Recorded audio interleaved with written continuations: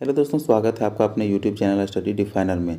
तो दोस्तों, आज की इस वीडियो में हम लोग एक और नई वैकेंसी के बारे में बात करेंगे और ये जो है दोस्तों झारखंड के गोड्डा ज़िले से निकाली गई है। ठीक है, यानी कि ये जो वैकेंसी है दोस्तों जिला दंडाधिकारी सह उपायुक्त का कार्यालय गोड्डा, यानी कि ये गोड्डा ज़िला से निकाली गई है। और ये जो है दोस्तों चौकीदार की वैकेंसी है। ठीक है, यदि आप चौकीदार की वैकेंसी का वेट कर रहे थे, ठीक है, तो ये चौकीदार की वैकेंसी है। और इससे रिलेटेड जितनी सारी इंपॉर्टेंट जानकारियाँ हैं उन सारे के बारे में हम लोग इस वीडियो में बात करेंगे। तो यदि आप इस वैकेंसी को लेकर के इंटरेस्टेड हैं तो आप इस वीडियो को पूरा देखें ताकि आपको सही सही और पूरी जानकारी मिल सके। ठीक है, तो आइए हम लोग बिना देर किए वीडियो को स्टार्ट करते हैं।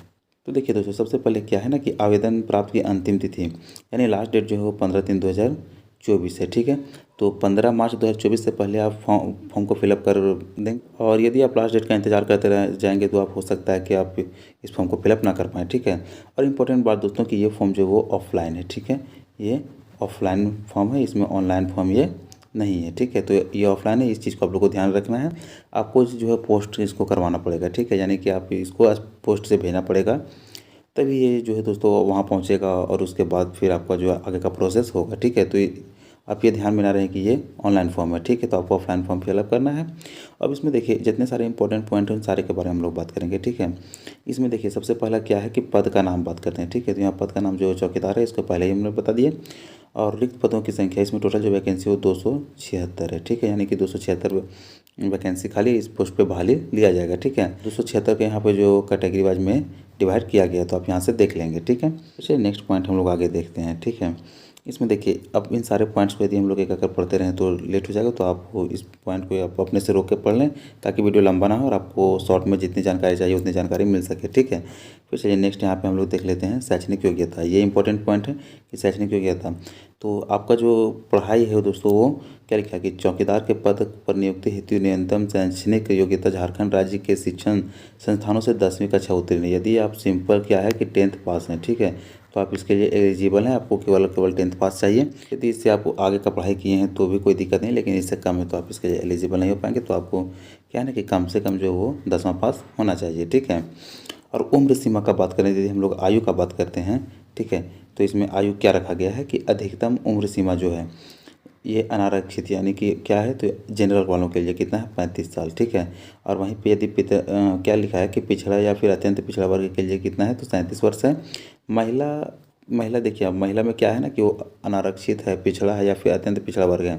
ठीक है, जैसे कि महिला में जनरल ओबीसी, ओबीसी 1 और ओबीसी 2 ये दोनों के लिए है। ठीक है, दोनों के लिए कितना है तो 38 साल है। ठीक है, यानी 38 वर्ष इसका क्या है अधिकतम आयु है। और न्यूनतम का तो हम लोग यहाँ पे देख सकते हैं कि न्यूनतम कितना है तो 18 वर्ष है। ठीक है, यानी कि कम से कम एज जो है वो आपका 18 वर्ष होना चाहिए और अधिकतम में ये हम लोग बात कर रहे हैं। और यदि यहीं पे हम लोग अनुसूचित जनजाति या फिर अनुसूचित जाति SC ST का महिला पुरुष यानी मेल फीमेल किसी का भी बात करें तो दोनों के लिए कितना है तो 40 ईयर्स यानी कि 40 साल है। ठीक है, 40 साल उन लोगों के लिए ये अधिकतम आयु है। तो आप देख लेंगे कि यदि आपका एज इससे कम है या फिर इतना तक है तो आप इसके लिए एलिजिबल हैं। यदि इससे ज़्यादा हो गया तो आप इस फॉर्म के लिए एलिजिबल नहीं, आप इस फॉर्म को फिलअप नहीं कर पाएंगे। ठीक है, ठीक है, तो यहाँ तक हम लोग यहाँ की उम्र सीमा को देख लिए। अब नेक्स्ट में क्या देख लेते हैं इंपॉर्टेंट पॉइंट, ये जो है कि क्या है कि आपको अभ्यर्थियों को संबंधित पीठ क्षेत्र का स्थायी निवासी होना चाहिए। यानी कि आपका जो है आप जहाँ से कर रहे हैं अप्लाई वहाँ का अपन स्थायी निवासी होना चाहिए। और आपका क्या है कि आपको जो है वो वहीं पर जॉब मिलेगा, ये इसलिए किया गया है। ठीक है, तो चलिए आपको जो है वहाँ का क्या होना चाहिए कि रेसिडेंशियल होना चाहिए। फिर 7 पॉइंट में क्या अभ्यर्थी को साइकिल चलाने का ज्ञान आवश्यक होना है। ठीक है, यानी कि आपका जो है वो साइकिल चलाना नॉर्मल चीज़ है, ये तो सबको जानते ही हैं। ठीक है, ऐसा कोई नहीं है कि अभी के समय में कोई साइकिल चलाना नहीं जानता हूँ। फिर नेक्स्ट पॉइंट है चौकीदार के पद पर नियुक्ति जिला स्तर पर होगी एवं उनका पदस्थापन यथासंभव उसके आवासीय बीट क्षेत्र के अंतर्गत होगा। सामान्यतः उनका स्थानांतरण नहीं किया जाएगा। ठीक है, यानी कि उनका जो ट्रांसफ़र नहीं किया जाएगा और उनका क्या बोले कि आवासीय बीट जहाँ से आपका रहेगा वहीं पे आपको जो है वो जॉब मिलेगा। ठीक है, तो आप इस चीज़ को देख लेंगे, आप कहाँ से हैं तो वहीं से भरेंगे।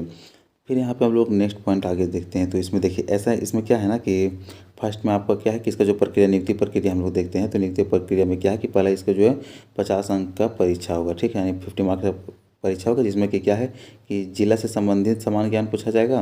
यानी कि जो कोटा जिला से जनरल क्वेश्चन है उससे पूछा जाएगा, तो वहीं से ये जो है 50 प्रश्न बनेंगे। ठीक है, और लिखित परीक्षा में क्या है कि न्यूनतम 30 मार्क्स आपको जो है वो 30% मार्क्स लाना ही होगा। यदि इससे ज़्यादा लाते हैं तो बहुत अच्छी बात है, कम लाते हैं तो आपको फिर वहीं पर डिस्क्वालीफाई हो जाएंगे, ठीक है। और उम्मीदवारों की सूची जो है 1-3 की संख्या में तैयार की जाएगी, यानी कि 1:3 है, ठीक है। तो क्या है कि एक पोस्ट के लिए 3 अभ्यर्थियों को लिया जाएगा। और इसके लिए फिर क्या है कि अब इसके बाद फिर आगे का काम मतलब प्रोसेस किया जाएगा। तो इसके बाद आगे के प्रोसेस में जिनको छँटना होगा वो छँट जाएगा और जो बचेंगे उन लोगों को बहाल किया जाएगा। इसमें फिर नेक्स्ट आप पॉइंट आ जाता है शारीरिक माप, यहाँ पे देख सकते हैं, ठीक है। शारीरिक माप, तो शारीरिक माप में क्या है कि हाइट चाहिए इसमें, ठीक है। इसमें चेस्ट वगैरह ये सब कुछ नहीं होगा, केवल और केवल हाइट चाहिए। तो हाइट जनरल वालों के लिए कितना है, तो 160 सेंटीमीटर है। और ओबीसी के लिए बात करते हैं तो ओबीसी के लिए कितना है, 160 सेंटीमीटर इसका भी है, यानी ओबीसी 1-2 दोनों का, ठीक है। फिर आता है अनुसूचित जाति अनुसूचित जनजाति यानी SC ST के लिए कितना है, तो 155 सेंटीमीटर। और महिलाओं के लिए, अब महिला में क्या है ना कि महिला में ये सारी आ जाती है फिर से, ठीक है। General OBC 1 OBC 2 SC ST सारी महिलाओं के लिए कितना है, तो 148 सेंटीमीटर है, ठीक है, ये हाइट है। फिर आता है शारीरिक जांच, तो शारीरिक जांच भी किया जाएगा, ठीक है। अब क्या है कि शारीरिक जांच में आता है लिखित परीक्षा में उत्तीर्ण एवं क्रमांक 9, ठीक है। यानी कि जो आप लिखित परीक्षा जो पास कर जाएंगे उसके बाद जिनका यह हाइट में जो क्वालिफाई हो जाएंगे उनके लिए नेक्स्ट पॉइंट आता है क्या है कि शारीरिक माप से अंकित न्यूनतम शारीरिक मापधारी अभ्यर्थी शारीरिक जांच में भाग लेंगे। सभी अभ्यर्थी 1 मील के दौड़ में भाग लेंगे। शारीरिक जांच के में निम्न आधार पर अंक दिए जाएंगे, ठीक है। यानी कि 1 मील का दौड़ होगा, 1 मील कितना होता है, तो 1600 मीटर का, ठीक है। तो जो है वो 1600 मीटर का दौड़ होगा, ठीक है। अब दौड़ में क्या है कि 1 मील की दौड़ में 5 मिनट या पहले पुरुषों के लिए है, ठीक है, कि 5 मिनट या उससे पहले जो पुरुष दौड़ जाएंगे उतना उनको जो है 20 अंक दिया जाएगा, यानी 20 मार्क्स। और जो 5 मिनट के बाद 6 मिनट तक, यानी कि आपको टाइम जो है वो 6 मिनट तक दिया जाएगा, ठीक है। तो 5 मिनट से आप यदि पार कर जाते हैं, थोड़ा सा ही पार कर जाते हैं, तो आपको केवल और केवल 10 मार्क्स दिया जाएगा, ठीक है।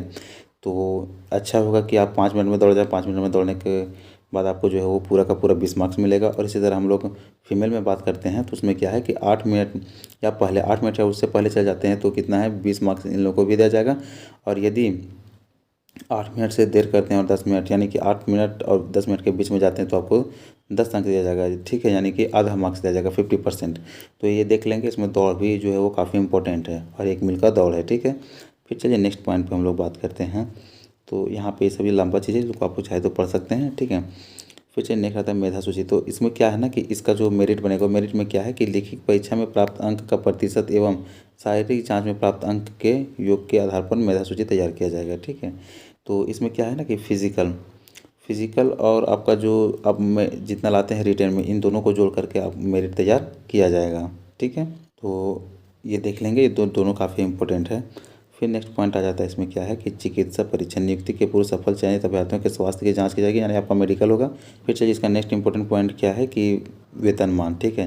यदि वेतनमान का बात करते हैं तो इसमें कितना है, चौकीदार का वेतनमान 5200 से 20,200 और ग्रेड पे कितना है, 1800 ग्रेड पे का ये है वैकेंसी है, ठीक है।